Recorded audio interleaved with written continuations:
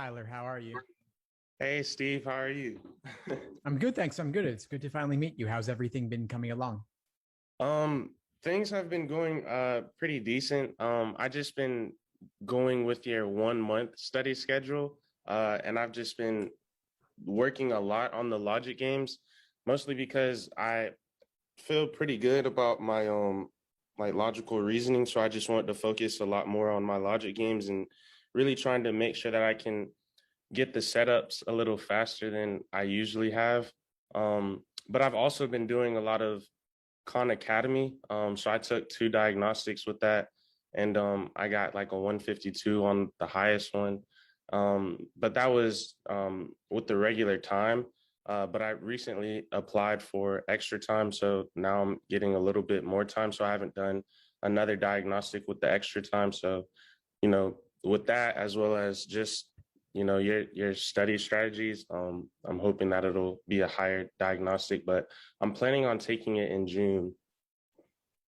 Cool. Great. Well, I'm glad you've been putting in the work. I'm glad you've taken some diagnostics and you've applied for extra time. Whether you get extra time or not is going to change a lot about how you prep.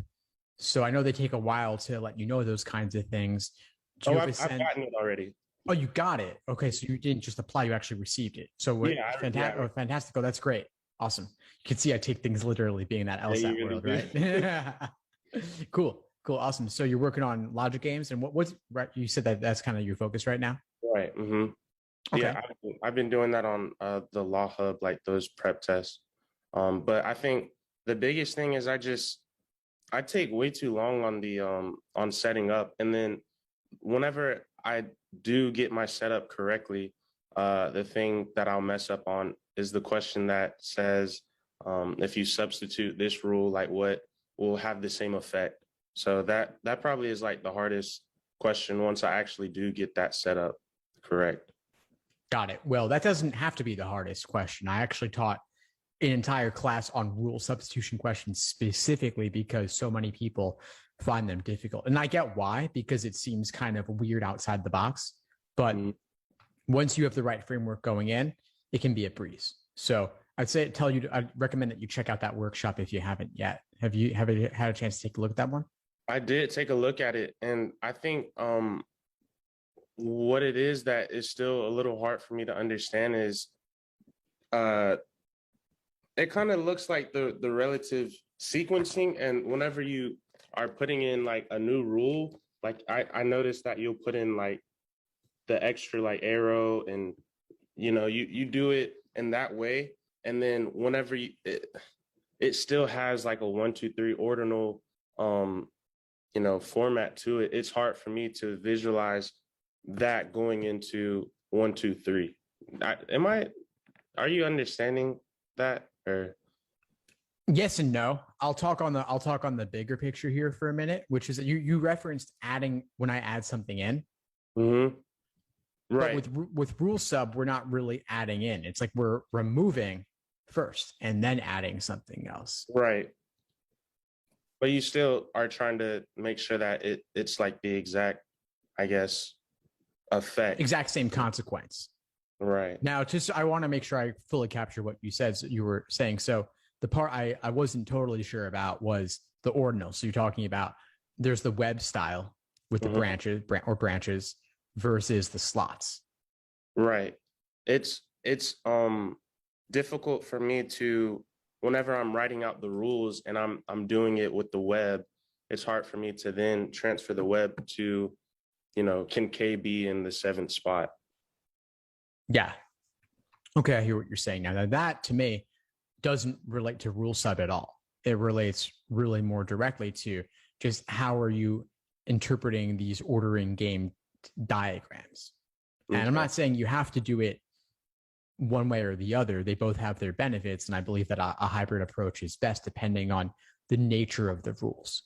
So the question is, can you take something that's very open and loose and relative and then make it increasingly strict with the slots as the map of what you're dealing with becomes more defined? So in other words, if they're being super specific, then you're going to want more slots. If they're being kind of vague, just before, after, and loose, then you're going to want to go for more of a web style. Right. Okay.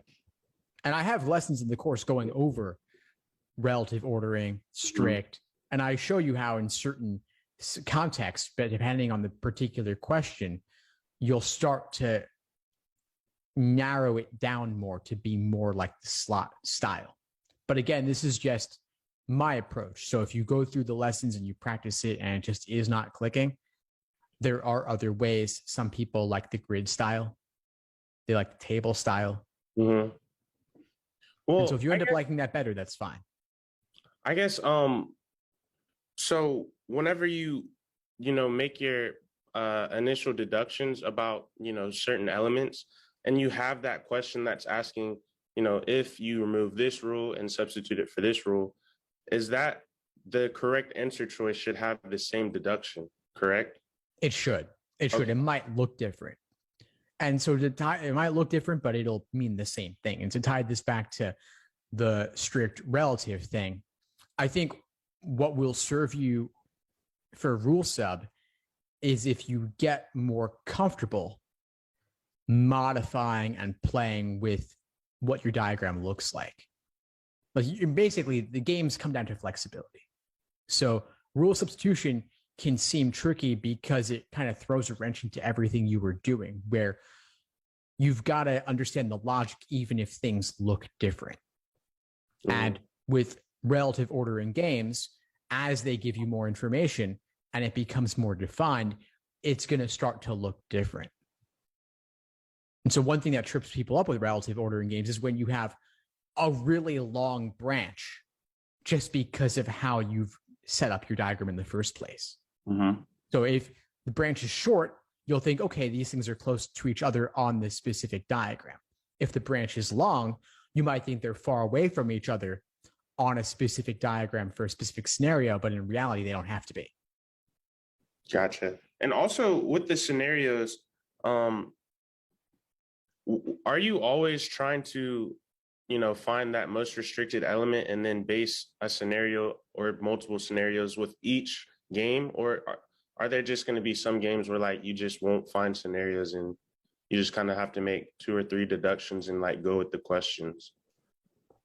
There's rarely and always with games. So there's going to be, or with anything on the LSAT. So there's going to be plenty of situations where there's not a whole lot of inferences you can do up front, and you'll do more work over the course of the game. And that's just how it is. Okay.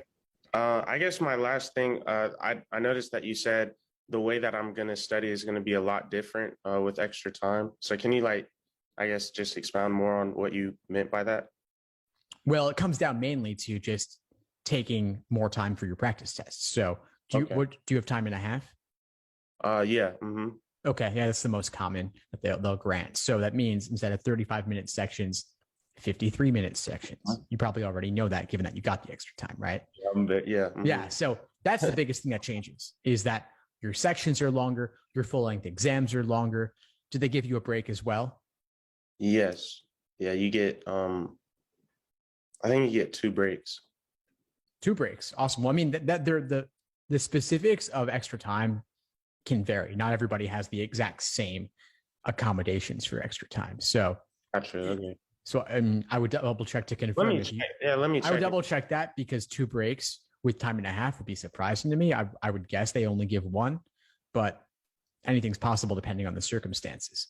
But you want to know inside out exactly what your accommodations are so that every single practice test you take has those in mind.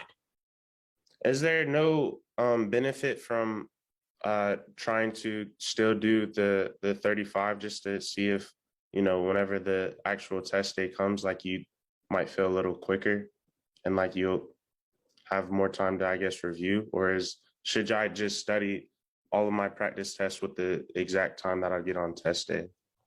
I would do the majority of them the exact same way it'll be on test day. If you want to push your limits a little bit and take an exam under regular standard circumstances just to see what that'll be like, yeah, there could be some benefit there. I wouldn't say there's zero benefit, but I also wouldn't want you to overly stress yourself out, since you know for a fact that's not what you're going to be doing. Right. But to do it a little, so let's say instead, maybe a middle ground could be, instead of giving yourself the full 53 minutes per section, as an exercise, maybe as a one-off, if you wanted to give yourself 45 minutes just to see what that would be like versus the 53, even that alone would be significant. I mean, every minute matters. So it's definitely going to feel different. And if you do the 45 and you find that you're in a time crunch, you're going to say, hey, well, I'm really glad I have the 53 because that makes a big difference. Okay.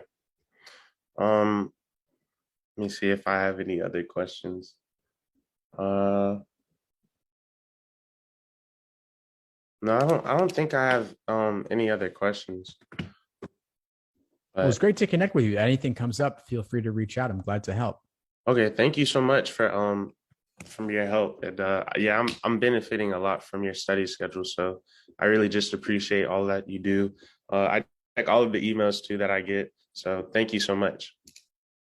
Thanks for tuning into the show. Please subscribe if you haven't done so already to be notified of new episodes as I release them. And feel free to reach out if you need anything at all as you move forward with your prep. I'm happy to help however I can.